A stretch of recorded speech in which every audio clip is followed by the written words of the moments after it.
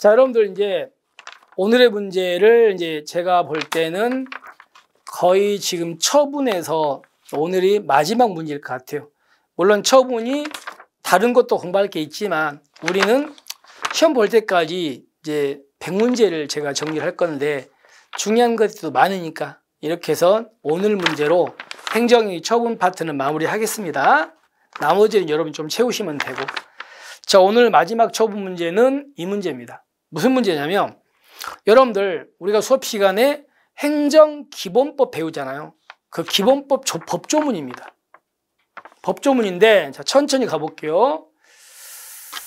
행정청은 당사자에게 권리나 이익을 부여하는 처분. 그럼 권리나 이익을 주는 거니까 상대방한테 좋은 거예요? 안 좋은 거예요? 좋은 겁니다. 이건 거예요. 행정청이 A한테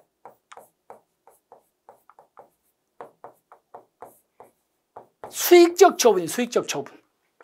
좋은 걸 해줬어요. 근데 나중에 이게 잘못됐다고 이걸 취소하려고 해요. 그럼 질문할게요.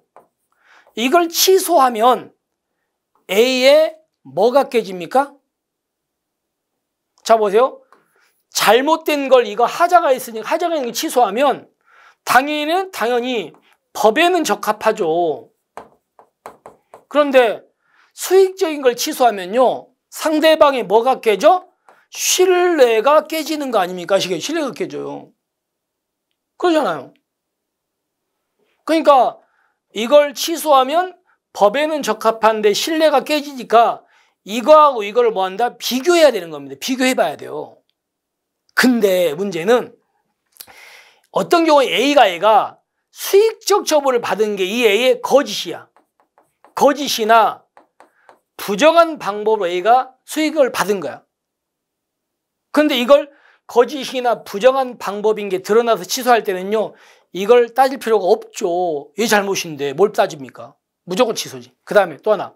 얘가 잘못된 걸 A가 그냥 과실이 아니고 중대한 과실로 알지 못한 경우도 이거 비교할 필요 없습니다. 우리 법이 그렇게 돼 있어. 읽어볼게요. 그래서 권리나 이익을 부여하는 처분을 취소하는 경우에 취소로 인해서 당사자에게 불이익을 취소로 달성되는 공익과 비교해야 되는데 자 보세요. 당사자가 처분의 위법성을 알고 있었어. 거짓 부정한 방법을 받아가지고 또는요. 그냥 과실이라고요. 중대한 과실로 알지 못한 경우는 비교 형량 의무가 면제돼. 그러니까 이거 비교할 필요 없어. 무조건 취소합니다. 아시겠죠? 첫 번째, 거짓 부정한 방법을 받은 경우. 그 다음에 당사자가 처분의 위법성을 알고 있었거나 또는요. 무슨 과실로 알지 못했다? 중대한 과실로 알지 못한 경우. 이런 경우는 비교할 필요가 없고 무조건 취소합니다. 그래서 과실 때문이 잘못되고 중대한 과실입니다. 조심. 그 다음에 두 번째 질문. 자, 여러분들 이거 많이 보셨죠? A라는 사람이 행정청한테 허가해달라고 신청을 했습니다.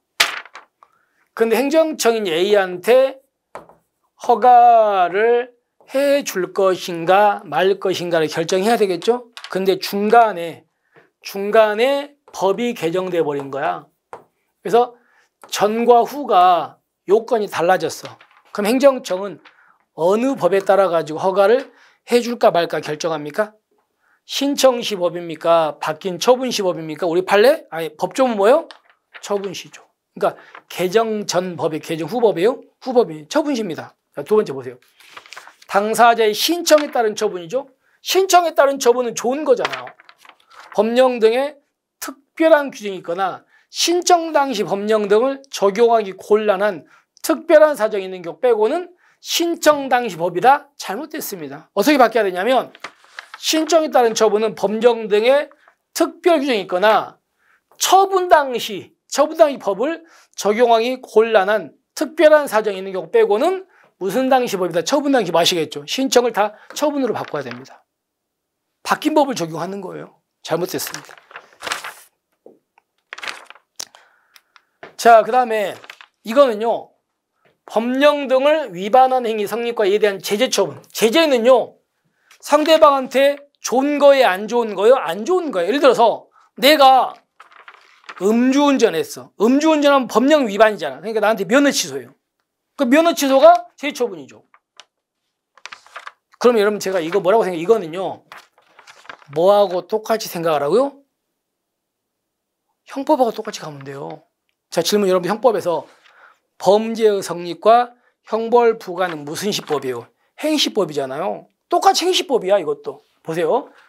법령 등을 위반하는 행위 성립과 외대 제처분은 법령 등의 특별 규정이 있는 경우 빼고는 원칙적으로 법령 위반은 무슨 당시법이에요? 행위 당시법이에요. 행시법이에요. 그런데 형법에 이런 거 있죠. 행위를 하고 나서 처벌되기 전 사이에 법이 바뀌어버린 거야.